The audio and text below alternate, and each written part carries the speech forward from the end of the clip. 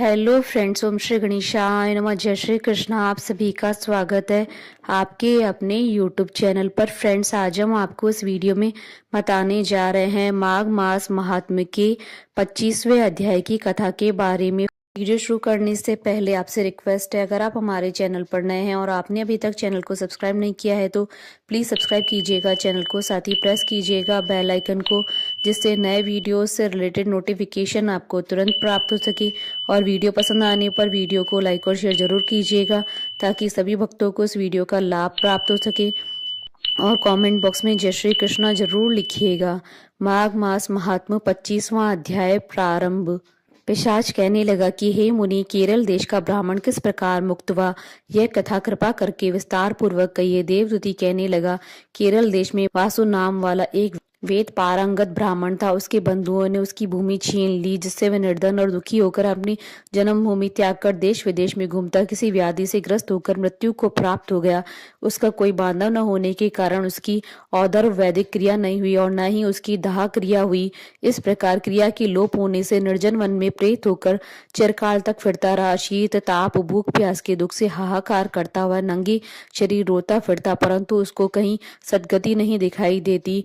सर्वथा दान न देने से वह अपने कर्म के फल को भोगता था। जो लोग अग्नि में आहुति नहीं देते हैं, भगवान का पूजन नहीं करते हैं, वे आत्म विद्या का अभ्यास नहीं करते, अच्छे तीर्थों से विमुख रहते हैं। जो लोग दुखी लोगों को स्वर्ण वस्त्र तांबूल रत्न फल तथा जल नहीं देते तथा छल कपट से जीविका प्राप्त करने वाले, दूसरों तथा स्त्रियों का धन हरने वाले, पाखंडी कुटिल चोर, बाल व्रत तथा आतुर और स्त्रियों पर निर्दयता करने वाले, आग लगाने वाले, विष देने वाले, झूठी गवाही देने वाले, कुमार्ग पर चलने वाले, माता पिता भाई बहन संतान तथा अपनी स्त्री का त्याग करने वाले, जो सब तीर्थों में दान लेते हैं, पालन करने वाले, स्वामी को त्यागने वाले, गौर तथा भूमि के चोर, वेदों की निंदा करने वाले तथा द्रोह करने वाले, प्राणियों की हिंसा करने वाले, देवता गुरु की निंदा करने वाले, यह सभी बारंबार प्रेत पिशाच राक्षस तथा बुरी योनियों में जन्म लेते हैं।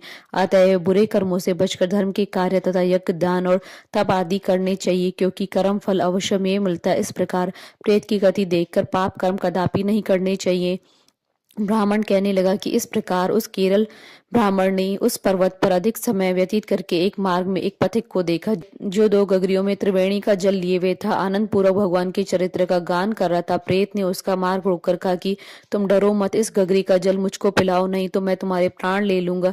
देवदूती कहने लगा कि दुखी दुर्बल नंगे मुरझाए वे तुम कौन हो, पैरों से पृथ्वी को स्पर्श न करके चलते हो। लोमेश जी बोले। प्रेत ये वचन सुनकर कहने लगा कि मेरा ऐसा होने का कारण सुनो।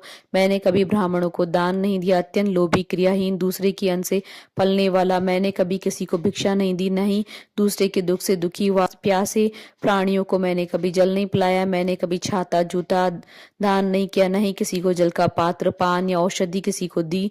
नहीं मैंने अपने घर में कभी किसी अतिथि को ठहरा कर उसका सत्कार किया। अंधे वृद्ध अनाथ और दीनों को मैंने कभी अन्न से संतुष्ट नहीं किया और न ही किसी रोगी को मुक्त किया। नहीं कभी ब्राह्मण को दान दिया, नहीं कभी अग्नि में हवन किया। वैशाख आदि मास में किसी को ठंडा जल नहीं पिलाया। नहीं मैंने बढ़िया पीपल के कोई वृक्ष को लगाया, न ही किसी प्राणी को बंधन से छुड़वाया। कभी कोई व्रत करके शरीर को नहीं सुखाया। इस कारण मेरा पूर्व जन्म सब बुरे कर्मों में व्यतीत हुआ। मेरे पूर्व जन्म के कर्मों से ही यह मेरी गति हुई है। इस वन में व्याघ्र भेड़ियों से बचा हुआ, मांस तथा जंतुओं के खाने से गिरे हुए फल, वृक्षों पर लगे हुए सुंदर फल तथा झरने का सुंदर जल सभी मिलते हैं, परंतु देव इच्छा से मैं कुछ नहीं खा सकता। सर्प की तरह केवल पवन भक्षण करके जीवन व्यतीत करता हूँ। बल बुद्धि मंत्र पुरुषार्थ से लाभ हानि, सुख दुख, विवाह मृत्यु, जीवन भोग रोग तथा वियोग में केवल भाग्य ही कारण होता है। कुरूप मूर्ख कुकर्मी निंदित तथा पराक्रम से हीन मनुष्य ही भाग्य से राज्य को भोगते हैं। काणे लूले लंगड़े नीतिहीन निर्गुण नपुंसक भाग्य से राज्य को प्राप्त करते हैं। पर्वत पर भी बलवान राक्षस पिशाच रहते हैं, जिनमें से कभी कभी कोई कोई कहीं कहीं वन में फिरते हुए अपने कर्मों के अनुसार अन्न जल प्राप्त करते हैं, परंतु आपको उनका भय नहीं होना चाहिए, क्योंकि धर्मात्मा पुरुषों की उनकी पवित्रता ही रक्षा करती है। ग्रह नक्षत्र देवता सर्वथा धर्मात्माओं की रक्षा करते हैं। ये पिशाच आप जैसे भक्ति की तरफ आंख उठाकर भी नहीं देख सकते। जो नारायण भगवान की भक्ति से पवित्र रहता है, उसको प्रेत पिशाच पूतना कोई बाधा नहीं दे सकते। भूत पेताल पिशाच गंधर्व काकनी शाकनी ग्रह रेवती यज्ञ मात्र ग्रह भयंकर ग्रह कृत्या सर्प कुष्मांड तथा दूसरे दुष्ट जंतु पवित्र वैष्णव की तरफ देख नहीं सकते। जिसकी जीवा पर गोविंद का नाम, हृदय में वेद तथा श्रुति विद्यमान है, जो पवित्र और दानी है, उसको कभी भय नहीं हो सकता। हे ब्राह्मण, इस प्रकार कर्मों के फल भोगता हुआ मैं यहाँ रहता हूँ, ऐसा सोचकर मैं शोक नहीं करता। एक बार मैं ज्वालनी नदी के किनारे पर गया था। वहां पर घूमते हुए मैंने सारस के वचनों को सुना। इति श्री माघ मास महात्म 25वां अध्याय संपूर्ण। बोलिए भगवान श्री हरि विष्णु जी की जय, सनातन धर्म की जय। हमारे साथ इस वीडियो में अंत तक बने रहने के लिए आपका धन्यवाद। ओम श्री गणेशाय नमः। जय श्री कृष्णा।